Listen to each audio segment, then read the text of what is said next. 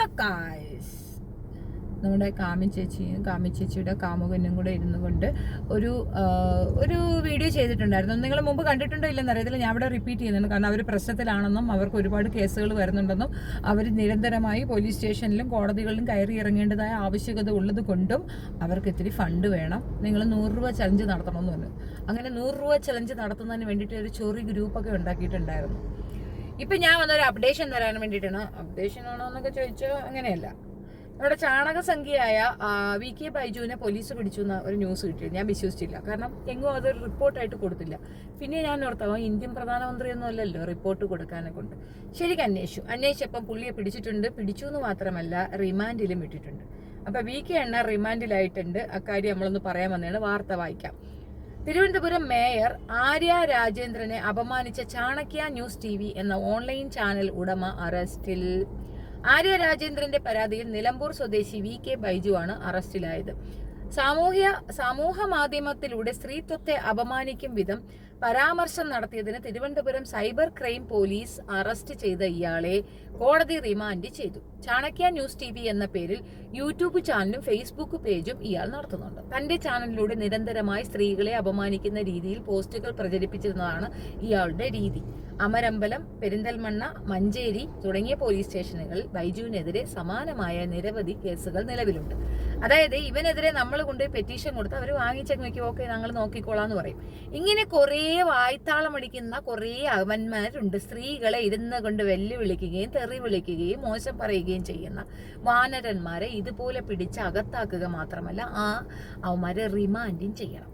അപ്പൊ ഇതൊരു നല്ല തുടക്കമാകട്ടെ. എനിക്ക് സത്യം പറഞ്ഞതിന് 2 ടീമുകളെ ഓർത്ത് സങ്കടമുണ്ട്. ഇവന്റെ 2 കാമുകിമാര് നല്ല വിഷമിക്കും. ഒന്ന് ഫിയോമായി, ഒന്ന് കാമി ചേച്ചി, 2 വിഷമിക്കും.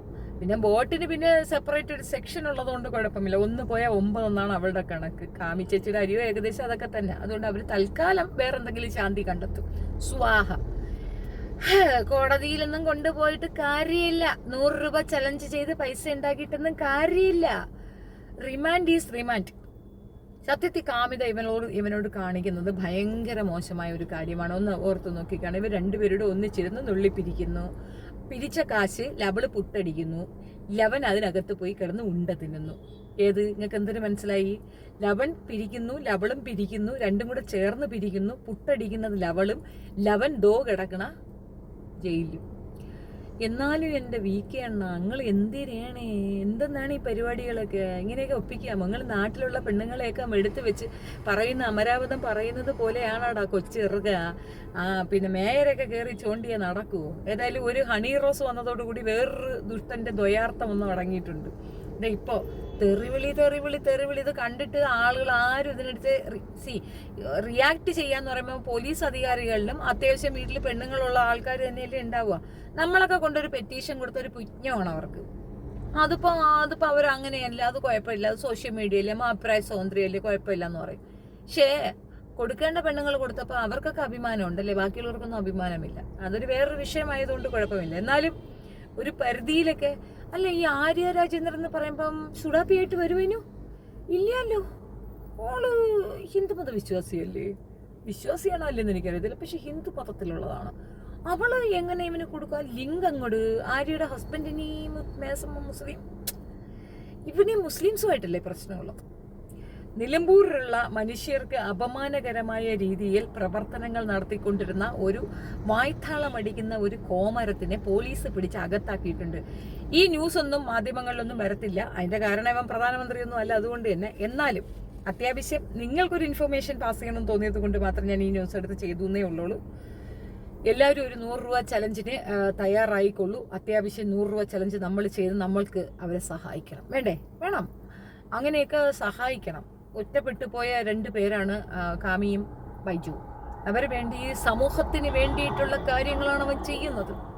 ഇതൊക്കെയാണ് ശരിക്കും പറയാം. ഇതിനേക്കാൾ വൾഗറായി പറയുന്ന ഒരു സാധനമാണ് കാമിത.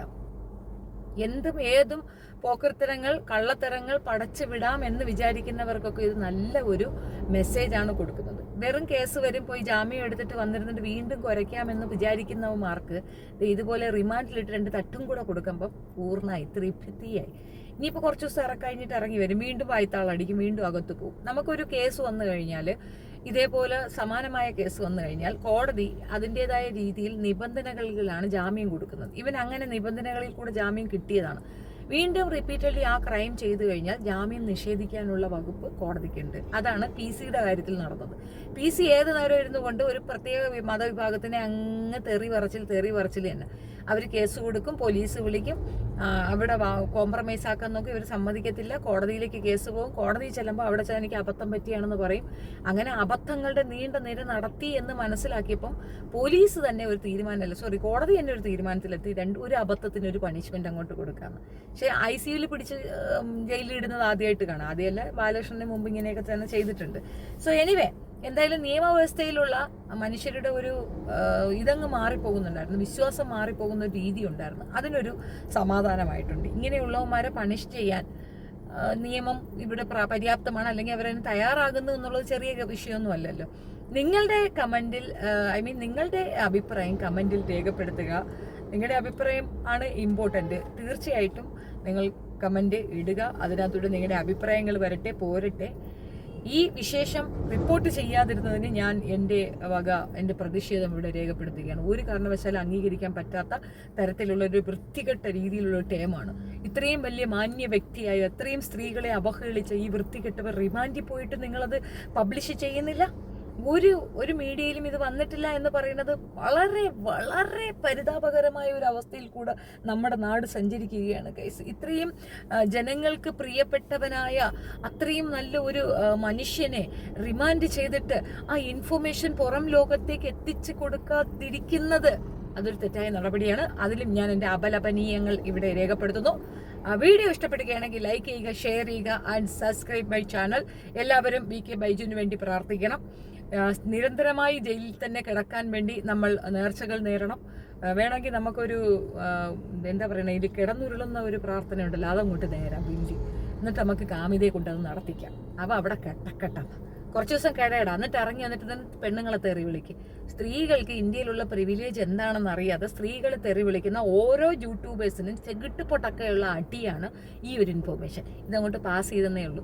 ഇതിനകത്ത് ബോട്ട് പടക്കത്തിനെ കൊണ്ടുവരികയോ കാമി ചേച്ചിയെ കൊണ്ടുവരികയോ ഒക്കെ ചെയ്തിട്ടൊന്നും കാര്യമില്ലെന്ന് ഇപ്പം മനസ്സിലായില്ലേ? അവളെ കൂടെ താങ്ങി തൂങ്ങി നിന്നുകൊണ്ട് പെണ്ണുങ്ങളെ തെറി വിളിക്കുന്ന എല്ലാ ഇൻഫ്ലുവൻസേഴ്സ് എന്ന് അവകാശപ്പെടുന്നവന്മാർക്ക് ഇതൊരു വാണിംഗ് ആയിട്ടിരിക്കും കേട്ടോ. എന്താ നമ്മളും കൊടുത്തിട്ടുണ്ട് ഒരു കേസ്. നോക്കാം, കാത്തിരുന്ന് കാണാം. Thank you.